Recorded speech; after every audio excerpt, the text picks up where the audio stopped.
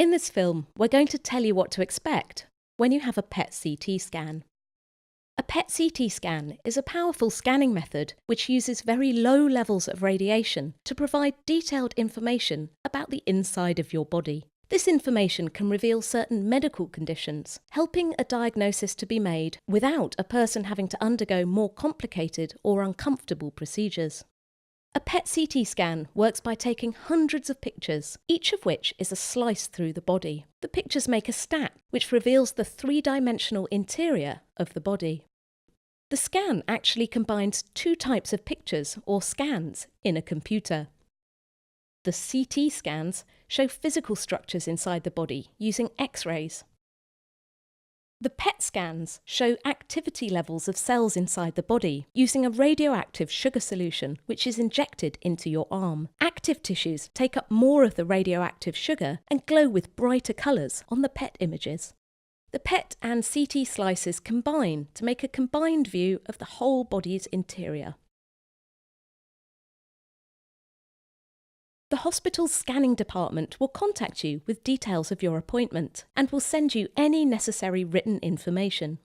You'll need to sign a consent form before your procedure. A nurse or doctor will go through this with you and you can ask as many questions as you like. They'll want to know if you've had radiotherapy, chemotherapy or surgery within 8 weeks of the appointment date for your scan, or if you are pregnant.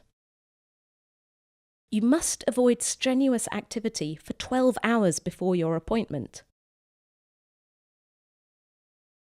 and must not eat or drink anything except plain water for 6 hours before your appointment time. Although the dose of radiation is very low, pregnant women and small children should not come to the scanning department.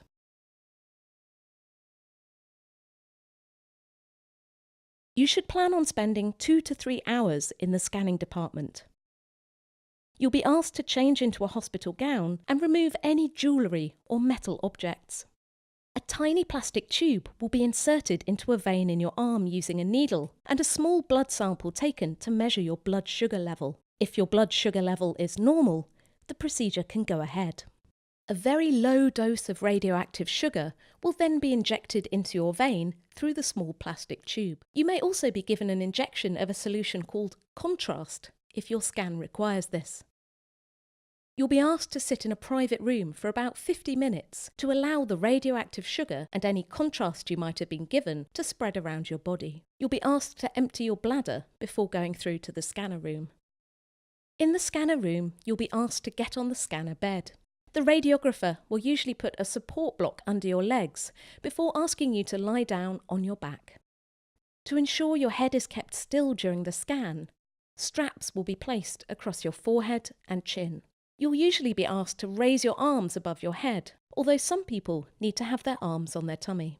The radiographer will control the scanner from a separate room, but you'll be able to speak to them at all times. The couch will move slowly back and forth through the scanner, taking images for about 30 minutes. You'll be asked to lie as still as possible throughout the scan so that the clearest possible images can be obtained. People's experiences of PET CT scans vary. The scan is not painful, but it can be uncomfortable due to staying still. Tell your radiographer if you feel uncomfortable or have any concerns. You can ask them to keep you informed of progress during your scan. You can ask for blankets, and music is often available. Some people find using meditation or yoga techniques can help them relax. After your PET CT scan, you may leave the department and eat and drink normally. PET CT scanning is safe. The radiation dose from a PET CT scan is very low and goes away naturally very quickly. It doesn't make you feel unwell, and any risk is far outweighed by the benefits of earlier and more accurate detection or assessment of disease. Rarely, a little radioactive sugar or contrast may leak out of the vein in your arm, which can cause some swelling and discomfort. If this happens, your nurse or doctor will provide first aid and any discomfort will quickly settle. Following your scan, your doctor will arrange to meet you at a later date to discuss the findings from it. If you have any questions or concerns about any aspect of your PET CT scan, you should contact your hospital.